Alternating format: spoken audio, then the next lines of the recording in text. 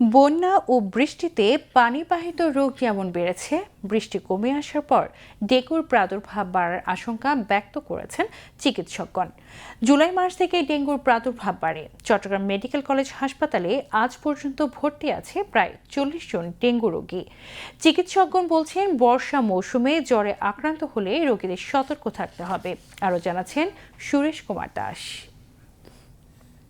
বন্যা ও বৃষ্টির পরবর্তী সময়ে ডেঙ্গু রোগের প্রাদুর্ভাবের মৌসুম।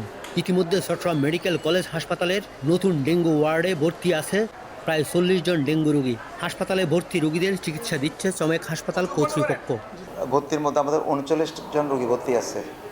এর মধ্যে পুরুষ 25 জন, মহিলা 14 জন। আইসিইউতে আমাদের 3টা রোগী আছে। মোটামুটি আমাদের বেড ফিল আপ হচ্ছে, এভারেজে প্রায় আমাদের 10-15 জন করে ভর্তি হচ্ছে, ডিসচার্জও হচ্ছে। এই সিজনে বিশেষ করে এন্ডেমিক জোন, যে সব এরিয়ায় ডেঙ্গুটা হচ্ছে, সেক্ষেত্রে জ্বর হলে ডেঙ্গুর একটা স্ট্রং সাসপিশন মাথায় রাখতে হবে, এবং এটা আমাদের সাধারণ জনগণ যারা আছেন তাদেরকে এটা মাথায় রাখতে হবে যে এটা আমারটা ডেঙ্গু হলো কিনা। এখনও পর্যন্ত চমেক হাসপাতালে ভর্তি ডেঙ্গু রোগীরা ডেঙ্গুর সাধারণ উপসর্গ নিয়েই ভর্তি হচ্ছেন। চিকিৎসার ফলে ভর্তি ডেঙ্গু রোগীরা সুস্থ হয়ে উঠছেন। আজকে প্রায় 1 মাস, এখন মোটামুটি একটু ভালো লাগতেছে। ডাক্তাররা বলেছে ভালো হয়ে যাবে। ডেঙ্গুর কারণে আমার ফ্যামিলিতে 4 জন ডেঙ্গু বর্তমান। তো এখন মোটামুটি আল্লাহর রহমতে ভালো আছি। খুবই খারাপ ছিল আমার প্লেটলেট ছিল 15,000-এ আছে, তবু আল্লাহর রহমতে ভালো আছে। তাদের ট্রিটমেন্ট, তাদের খুব দেখতেছি আমি। ডেঙ্গু প্রতিরোধ ও প্রাদুর্ভাব কমাতে কমিউনিটি সচেতনতায় গুরুত্ব দিচ্ছেন চিকিৎসকগণ এবং বসবাসরত মানুষের পরিবেশ এডিস মশার বংশবিস্তার রোধে পরিষ্কার পরিচ্ছন্ন রাখতে হবে।